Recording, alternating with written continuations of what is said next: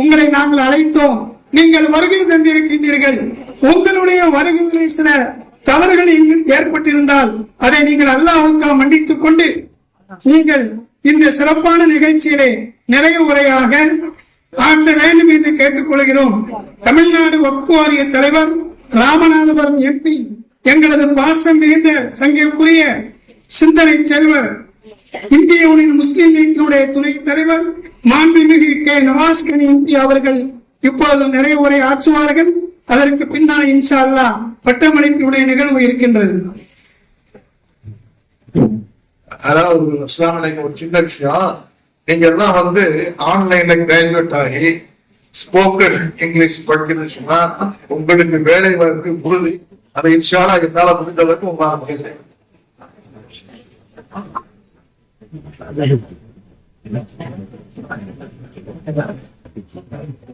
ஏக உள்ள இறைவனுடைய திருப்பெயர் கூறி துவங்குகின்றேன்.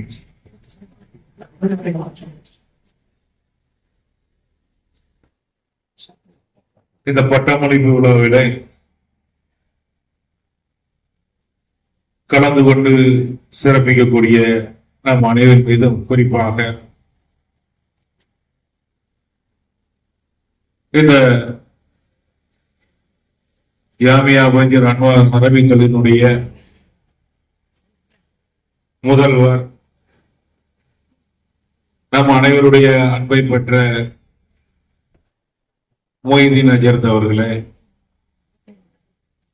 உரையாற்றி சென்றிருக்கக்கூடிய தாய் சபை இந்திய யூனியன் முஸ்லிம்களுடைய மாநில பொதுச் செயலாளர், முன்னாள் சட்டப்பேரவை உறுப்பினர் அன்பு சகோதரர் கே எம் முகமது அபுபக்கர் அவர்களே, செய்தி குழுமங்களுடைய தலைவர் ஹாஜி வஹதுர் ரப்பானி சாஹிப் அவர்களே, விடிஎஸ்ஆர் முகமது இஸ்மாயில் அவர்களே, உரையாற்றி அமர்ந்திருக்கக்கூடிய காக்கா சீனாதானா சையத் அப்துல் காதர் அவர்களே, மெட்ராஸ் ஸ்டீல் சமீம் காசிம் அவர்களே, பேட்டை பள்ளிவாசனுடைய தலைவர் Syed Ibrahim, PH Shahjahan, AIK gold Naina Mohammed, AIK gold Amanullah, உரையாற்றி அமர்ந்திருக்கக்கூடிய நம்முடைய அப்துல் அஜீஸ் அஜரத் அவர்களே, தாய் சபை யூனியன் முஸ்லிம் மாநில செயலாளர் நெல்லை மஜீத் அவர்களே, மாவட்டத்தினுடைய தலைவர் அப்துல் அஜீஸ் அவர்களே, மாவட்டத்தினுடைய ஆற்றல் மிக்க செயலாளர் சையது பட்டானி அவர்களே, நகரத்துடைய தலைவர் நல்லாசிரியர் மசூத் அவர்களே, மற்றும் தாய் சபை இந்திய யூனியன் முஸ்லிம்களுடைய மாவட்ட நகர அணியினுடைய நிர்வாகிகளே, இந்த பகுதியினுடைய அனைத்து ஜமாத்தார்களே, சங்கைமிகு உலமா பர்மர்களே, இன்றைய தினம் வட்டம் பெற இருக்கக்கூடிய ஆலிம்களே, காபிங்களே, அவருடைய பெற்றோர்களே, இங்கே வருகை புரிந்திருக்கின்ற அனைவர் மீதும் ஏகையினுடைய அன்பும் அருளும் உண்டாக வல்ல இறைவனிடத்திலே பிரார்த்திக்கின்றேன். நாளை இந்த சமூகத்தை வழிநடத்தக்கூடிய, மார்க்க ரீதியாக வழிநடத்தக்கூடிய கண்ணியமிகு உலமா பெருமக்களை, ஆலிம்களை, ஆபிகளை, சிறப்பான முறையில் கடந்த 46 ஆண்டுகளாக இந்த பகுதியிலே மார்க்க கல்வி கொடுக்கக்கூடிய ஒரு கல்லூரி நம்முடைய கோயம்புத்தூர் அன்வார் அரபிக் கல்லூரி. தென் தமிழகத்தில் இருக்கக்கூடிய புகழ்மிக்க கல்லூரிகளிலே ஒரு கல்லூரி. இந்த கல்லூரியுடைய நிறுவனர் நம்முடைய மொய்தீன் அஜரத்துடைய தந்தையார் அன்சாரி அஜரத்தை பற்றி எனக்கு முன்பு பேசிய நம்முடைய அப்துல் அஜீஸ் அஜரத் அவர்கள் சொன்னார்கள். கிட்டத்தட்ட 46 ஆண்டுகளுக்கு முன்பாகவே இந்த பகுதியிலே ஒரு கடைக்கோடி தமிழகத்திலும் ஒரு தரமான மார்க்க கல்வி கொடுக்க வேண்டும் என்ற உயரிய நோக்கத்திலே இந்த கல்லூரியை துவங்கி இன்ற அளவிலும் இன்னும் 3-4 ஆண்டுகளிலே பொன்விழா காணக்கூடிய அளவிலே சிறப்பான முறையில் இந்த கல்லூரியை அவர் எந்த நோக்கத்திற்காக உருவாக்கினாரோ அதே நோக்கத்தில் இந்த அளவிலும் நம்முடைய மொய்தீன் ஹஜரத் நடத்தி கொண்டிருப்பது என்பது, இதன் மூலமாக கல்வி சேவை வழங்கி கொண்டிருப்பது என்பது உள்ளபடியே சாதாரண விஷயம் அல்ல. இன்றைய காலகட்டத்தில் ஒரு மதரசாவை நடத்துவது என்பது, அங்கே மார்க்க கல்வி கொடுப்பது என்பது அவ்வளவு எளிதான காலமாக இல்லாத ஒரு காலகட்டத்திலே சிறப்பான முறையில் கல்வி சேவை ஆற்றி வருகின்றீர்கள். இன்றைக்கு பட்டம் பெற இருக்கக்கூடிய அனைவருக்கும் என்னுடைய இதயபூர்வமான நல்வாழ்த்துக்களை தெரிவித்துக் கொள்கின்றேன். அவருடைய பெற்றோர்களுக்காகவும் நான் துவா செய்கின்றேன். உலக கல்வியிலே மூழ்கி இருக்கக்கூடிய இந்த காலகட்டத்தில் தங்களுடைய பிள்ளைகளை எல்லாம் உலக கல்வி கற்க வைத்து அதன் மூலமாக நல்ல பணம் சம்பாதிக்க வைக்க வேண்டும் என்று பெற்றோர்கள் எல்லாம் படிக்க வைத்துக் கொண்டிருக்கிற காலகட்டத்தில் இந்த ஈருலகிற்கு பயனளிக்கக்கூடிய மார்க்க கல்வியை நம்முடைய பிள்ளைகள் கற்க வேண்டும். நாளை இந்த சமூகத்தை மார்க்க ரீதியாக வழிநடத்த வேண்டும். நம்முடைய அஜயன் சொன்னாங்களே, மார்க்கம் சம்பந்தமாக எந்த சந்தேகம் வந்தாலும் அதை சொல்லுவதற்குரிய பொறுப்புதாரிகளை உருவாக்க வேண்டும். அந்தந்த காலத்திற்கு ஏற்றவோ சந்தேகங்கள்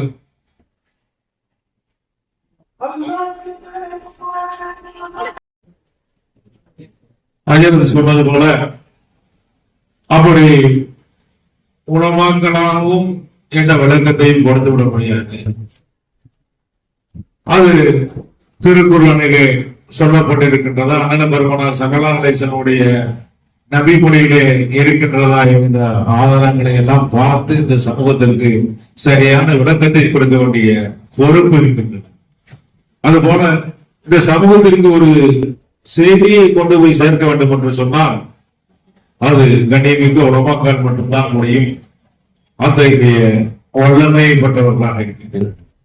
எத்தனையோ கூட்டத்தை கூட்டி அந்த பொதுக்கூட்டத்தின் வாயிலாக இன்றைக்கு இருக்கக்கூடிய ஊடகத்தின் மூலமாக ஒரு செய்தியை சொல்வதை விட வெள்ளிக்கிழமை ஜும்மா பயானிலே கண்ணியமிக்க உலமாக்களின் மூலமாக சொல்லப்படக்கூடிய ஒரு செய்தி இந்த முழுமையான சமூகத்திற்கும் எளிதாக கொண்டு போய் சேர்க்க முடியும் என்று சொன்னால் அத்தகைய ஒரு வல்லமை கண்ணியமிக்க உலமாக்கள் இருக்கின்றது. அத்தகைய உலமாக்களை உருவாக்கக்கூடிய ஒரு பணியை சிறப்பாக செய்யக்கூடிய ஒரு மதரசா வைத்தியல் அரபிக் கல்லூரி. இந்த அரபிக் கல்லூரி பட்டமன்னாவிலே கலந்து கொள்வது என்பது தாய் சபை இந்திய யூனியன் முஸ்லீமுடைய நிர்வாகிகளாக இருக்கக்கூடிய எங்களுக்கு கடமையாக இருக்கின்றது, பொறுப்பாக இருக்கின்றது. அதனால்தான் நம்முடைய அஜயனத்து இந்த பட்டமளிப்பு விழாவிலே கலந்து கொள்ள வேண்டும் என்ற இடத்திலே சொன்னபோது பாராளுமன்ற கூட்டத்தொடர் நடைபெற்றுக் கொண்டிருக்கக்கூடிய வேலையாக இருந்தாலும் சரி, நேற்று வரை பாராளுமன்ற கூட்டத்தொடர், நாளை மறுதினம் திங்கட்கிழமை கூட்டத்தொடர் இருந்தாலும் எப்படியாவது பயணப்பட்டு இந்த பட்டமளிப்பு விழாவிலே கலந்து கொள்ள வேண்டும் என்ற அடிப்படையில் வந்திருக்க சொன்னால் அதில் கலந்து கொள்ள வேண்டும் என்று எங்களுடைய தாய் சபை பொதுச் செயலாளர் முன்னாள் சட்டப்பேரவை உறுப்பினர் அபூபக்கர் அவர்களும் என்னை வற்புறுத்தினார் என்று சொன்னால், தாய் சபையோடு இந்த மதரசாவுக்கு இருக்கக்கூடிய தொடர்பு, அந்த தொடர்பை நாம் இதில் கலந்து கொள்ள வேண்டும் என்கின்ற ஒரு பொருளை எங்களுக்கு உணர்த்துகின்றது. உள்ளபடியே இந்த மதரசா 46 ஆண்டுகளாக எப்படி ஒரு கல்வி சேவை ஆற்றியதோ அதுபோல மீண்டும் 50 ஆண்டுகள் அல்ல 100 ஆண்டுகளை கடந்தும் இந்த பகுதிக்கு ஒரு முன்னுதாரணமான கல்வி சேவையை ஆற்றணும். எப்படி ஒரு பொது சமூகத்திலே நான் ஒரு நல்லிணக்கத்தோடு சகோதரத்துவத்தோடு வாழ வேண்டும் என்ற ஒரு அடிப்படையை கற்றுக் கொடுக்கக்கூடிய ஒரு இடமாக இந்த இடம் இருந்தோம். இப்போது கூட நம்முடைய பொதுச் செயலாளர் பேசிவிட்டு சென்றார். திருப்பரங்குன்ற மலை சம்பந்தமாக தற்போது இருக்கக்கூடிய பிரச்சனைகள் சம்பந்தமாக நான் அதற்குள் முழுமையாக இங்கே பேசுவதற்கு இப்போது தயாராக இல்லை. ஆனால் ஒன்றை மட்டும் உங்களிடத்திலே சொல்ல வேண்டும். தாய் சபை இந்திய யூனியன் முஸ்லீம் என்பது இன்றைக்கு அதில் பாராளுமன்ற உறுப்பினராக இருக்கக்கூடிய நான் இல்லை. எங்களுடைய தலைவர், இதனுடைய நிறுவன தலைவர் கனிமிகு காகிதமுள்ள காலத்திலிருந்து இன்றைக்கு தலைவராக இருக்கக்கூடிய பேராசிரியர் முடிவுமலர் கே காலநிதியின் காலம் வரைக்கும் என்றைக்கும் எந்த மதத்தினரும் புண்படும்படியாக எந்த மதத்தையும் நாங்கள் தவறாக பேசியதே கிடையாது, முன்படும்படியாக நடந்ததே கிடையாது. இந்த சமூகத்திற்கான ஒரு நடைமுறை மறுக்கப்படுகின்ற போது அந்த நடைமுறையை தொடருங்கள். இதெல்லாம் ஏற்கனவே இருந்த நடைமுறை என்பதை தமிழ்நாடு வக்ஃப் தலைவராக இருக்கக்கூடிய நான் கேட்கிறதை விட இதை திரித்து மறைத்து நடக்காதை நடந்ததாக சொல்லி ஏதோ மற்ற எங்களுடைய சகோதரர்களுடைய நாங்கள் எல்லாம் எதிராக எந்த கருத்தையோ விதைத்தது போல இன்றைக்கு ஒற்றுமையை குறைப்பதற்கு திட்டமிட்டு செயல்படக்கூடிய அவருடைய திட்டங்கள் எல்லாம் இன்றைக்கு வெட்ட வெளிச்சமாக எல்லோரும் இன்றைக்கு சொல்லிக் கொண்டிருக்கின்றார்கள். எல்லோருக்கும் தெரியும் இருக்கின்றது. நாங்கள் எல்லோரும் மதத்தையும் மதிக்கக்கூடியவர்களாக இருக்கின்றோம். எல்லோரோடும் சகோதரத்துவத்தோடு பழகக்கூடியவர்களாக இருக்கின்றோம். யாருடைய மனதும் உட்கொள்ளக்கூடிய அளவிலே யாரையும் எந்த மதத்தை இழிவாக எந்த காலத்திலையும் தவறாக பேசியது கிடையாது. இந்த கட்சியில் இருந்து என்றைக்கும் பேசவும் முடியாது. அப்படி ஒரு நல்லிணக்கத்திற்கான கட்சியாக கண்ணியத்தை ஆண்டு காலமாக கடைபிடிக்கக்கூடிய ஒரு கட்சியாக இருக்கிறது. அந்த கட்சியுடைய பாராளுமன்ற உறுப்பினராக தமிழக வக்ஃப் தலைவராக நான் இருக்கின்றேன். இப்போது இன்றைக்கு இருக்கக்கூடிய காலகட்டத்தில் வக்ஃப் திருத்த மசோதாவின் மூலமாக எங்களுக்கு இருக்கக்கூடிய சொத்துக்களை சட்டத்தின் மூலமாக அபகரிக்க நோக்கக்கூடிய ஒன்றிய அரசுக்கு எதிராக இந்த மசோதா பாராளுமன்றத்திலே தாக்கல் செய்யப்படுகின்ற போது அதை எப்படி தோற்கடிப்பது என்று திட்டமிட்டுக் கொண்டிருக்கின்றோம். இந்த மசோதா பாராளுமன்றத்திலே தாக்கல் செய்து எதிர்க்கட்சிகளுடைய கடுமையான எதிர்ப்புக்கு மத்தியிலே நாடாளுமன்ற கூட்டுக்குழுவுக்கு அனுப்பப்பட்டு அந்த கூட்டுக்குழுவிலும் சரி அவர்கள் ஆளுகின்ற தரப்பினர் பெரும்பான்மையான உறுப்பினர்களை எண்ணிக்கையாக அமைந்து அந்த கூட்டுக்குழுவிலே பெரும்பான்மை அடிப்படையிலே முடிவுகளை எடுத்து அந்த எதிர்கட்சி உறுப்பினர்கள் எல்லாம் கொடுத்த எந்த திருத்தங்களையும் ஏற்றுக்கொள்ளாமலே அந்த கூட்டுக்குழு பாராளுமன்றத்தில் தன்னுடைய அறிக்கையை தாக்கல் செய்திருக்கின்றது. இதற்கு அந்த கூட்டுக்குழுவை அமைக்காமலே இருந்திருக்கலாம். ஒரு கண்துடைப்பாக கூட்டுக்குழுவை அமைத்துவிட்டு அந்த கூட்டுக்குழுவிலே எதிர்கருத்துக்களை எல்லாம் பரிசீலிக்காமல் அவர்களுடைய திருத்தங்களை மட்டுமே ஏற்றுக்கொண்டு அது பாராளுமன்றத்தில் தாக்கல் செய்யப்பட்டிருக்கின்றது. அது மீண்டும் விவாதத்திற்கு வருகின்ற போது நமக்கு இருக்கக்கூடிய பாதிப்புகளை எல்லாம் சொல்லி மசோதாவை கடுமையாக எதிர்ப்போம். நம்மோடு கூட்டணி அத்தனை கூட்டணி கட்சிகளையும் வலிமையாக எதிர்க்க செல்வோம். நம்மோடு கூட்டணி அத்தனை கட்சிகளும் இந்த மசோதாவை எதிர்க்கின்றார்கள் என்று சொன்னால் இந்த மசோதா சட்டமாக்கப்பட்டால் இஸ்லாமியுடைய சொத்துக்கள் வக்ஃபுடைய சொத்துக்கள் பகுதி அளவிற்கு ஆக்கிரமிப்பாளர்களிடத்திலே சட்டப்பூர்வமாக ஒப்படைக்கப்படும். இந்த சொத்துக்கள் எல்லாம் பறிபோகும். வக்ஃப் வாரியத்திற்கக்கூடிய பெரும்பாலான அதிகாரங்கள் எல்லாம் பறிபோகும். இஸ்லாமியர்களுக்கான சொத்துக்களை இஸ்லாமியர்கள் நிர்வகித்து வரக்கூடிய இந்த நிலையிலே இஸ்லாமியர்கள் அல்லாதவர்களும் அதை நிர்வகிக்கலாம் என்று கொண்டு வரக்கூடிய திருத்தங்களை எல்லாம் எதிர்கட்சியினர் யாரும் ஏற்றுக்கொண்டவர்களை இப்படி இருக்கக்கூடிய இந்த காலகட்டத்திலே இந்த அரசனுடைய நோக்கம் இஸ்லாமியனுடைய பொருளாதாரத்தை அவர்களிடத்திலிருந்து பிடுங்க வேண்டும், பொருளாதார ரீதியாக ஒரு பாதிப்பை இந்த சமூகத்திற்கு ஏற்படுத்த வேண்டும் என்பதற்காக நமக்கு இருக்கக்கூடிய அந்த சொத்துக்களை இன்றைக்கு சட்ட ரீதியாக எப்படி எடுப்பது என்ற திட்டம் தான் இந்த வக்ஃப் திருத்த மசோதா 2024. இது அவர்களுக்கு இருக்கக்கூடிய பெரும்பான்மையானவர்களை சட்டமாக்கப்பட்டால் அதற்கு எதிராக நீதிமன்றத்தை நாடி இந்த சட்டம் எப்படி அரசமைப்பு சட்டத்திற்கு எதிரானது என்பதை சொல்லி அதற்கு ஒரு நிரந்தர தடை கோரி தீர்வு காண்பதற்கு இந்திய இஸ்லாமிய தாய் சபை இந்திய யூனியன் முஸ்லீம் திட்டப்பட்டு இருக்கின்றோம். இந்திய யூனியன் முஸ்லீமுடைய 5 பாராளுமன்ற உறுப்பினர்கள் பாராளுமன்ற மக்களவையிலும் மாநிலங்களவையிலும் இதை எப்படி எதிர்ப்பது, இதற்கு ஆதரவாக செயல்படக்கூடிய பாரதிய ஜனதா அல்லாத கட்சியினத்திலும் இதில் இந்த சமூகத்தில் இருக்கக்கூடிய பாதிப்புகளை பற்றி எடுத்து சொல்லி இந்த மசோதா பாராளுமன்ற விவாதத்தில் வருகின்ற போது அதற்கு எதிராக எல்லோரும் எதிர்க்கக்கூடிய வகையிலே திட்டமிட்டிருக்கின்றோம்.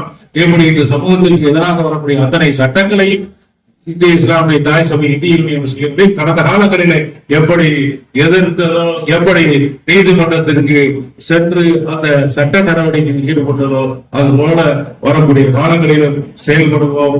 தமிழகத்தில் நாம் அனைவரும் ஒற்றுமையோடு வாழ்வதற்கு அனைவரோடு கடந்த காலங்களில் எப்படி சகோதரத்துவத்தோடு வாழ்ந்தோமோ அதுபோல சிறுபான்மை பெரும்பான்மை என்றில்லாமல் அனைவருக்கும் அரசமைப்பு சட்டம் வழங்கி இருக்கக்கூடிய அத்தனை உரிமைகளை கொண்டு வாழ்வதற்கு சிறுபான்மையில் இருக்கக்கூடிய அரசியல் சாசன சட்டம் வழங்கக்கூடிய அத்தனை உரிமைகளையும் பெற்றுத்தரக்கூடிய அந்த உரிமைகளை பாதுகாக்கக்கூடிய பணிகளை தாய் சபை இந்திய யூனியன் முஸ்லீம் என்றைக்கும் வேண்டும் என்று கூறி இந்த மதரசா சிறப்பான முறையில நடத்தி கொண்டிருக்கக்கூடிய நம்முடைய மைதீன் அலித்து உள்ளிட்ட அத்தனை ஆசிரியர் குழந்தைகளுக்கும் இங்கே கலந்து கொண்டிருக்கக்கூடிய அத்தனை உலமா பெருமாளுடைய நல் வாழ்த்துக்களை தெரிவித்து நிறைவு செய்கிறேன். அஸ்ஸலாமு அலைக்கும் வரஹ்மத்துல்லாஹி வபரகாத்துஹு.